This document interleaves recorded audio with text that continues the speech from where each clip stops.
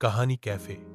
दूसरी दस्तक बारिश के दिन के बाद मीरा के दिल में एक नया एहसास था, जैसे उसकी जिंदगी का एक हिस्सा अब कैफे से जुड़ा हो। उसने कभी सोचा नहीं था कि एक दिन वो खुद किसी की कहानी लिखने वाली बन जाएगी।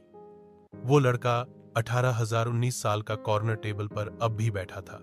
उसकी आंखों में एक अजीब सा दर्द था जो शायद दुनिया के लिए छुपा हुआ था।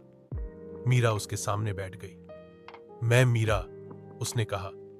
लड़का ने धीरे से बोला, कबीर। मीरा, क्या तुम मुझे अपनी कहानी सुनाना चाहोगे? कबीर ने पहले तो कुछ नहीं बोला, फिर उसने अपनी हुडी का झिप खोला और एक पुरानी तस्वीर मेज पर रखी। तस्वीर में एक छोटी लड़की थी, मुस्कुराती हुई, बालों में लाल रिबन। कबीर ने कहा, मेरी छोटी बहन सिया। 6 महीने पहले एक दुर्घटना में उसकी आवाज रुक गई। मीरा के दिल में एक चुभन हुई। उसने अरमान को याद किया, उस दिन का ट्रक और अपना बदला हुआ नसीब। तभी कैफे मालिक बुजुर्ग उनके पास आए और कबीर के सामने एक कॉफी मग रखा। अंदर एक मुड़ा हुआ नोट था।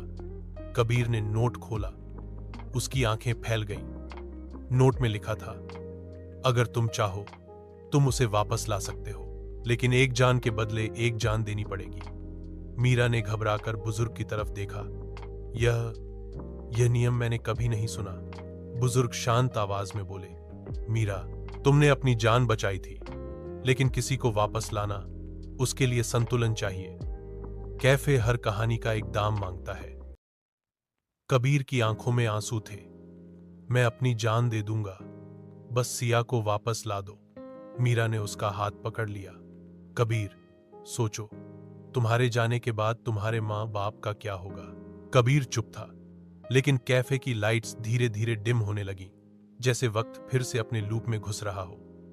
बुजुर्ग ने कहा, फैसला अभी लेना होगा, या सिया वापस, या यह कहानी यहीं खत्म। मीरा का दिल 2 हिस्सों में बांट गया। एक तरफ कबीर का दर्द, दूसरी तरफ इस डार्क ट्रूथ का डर। और फिर उसने एक ऐसा फैसला लिया जो कैफे के नियम तोड़ देगा। To be continued.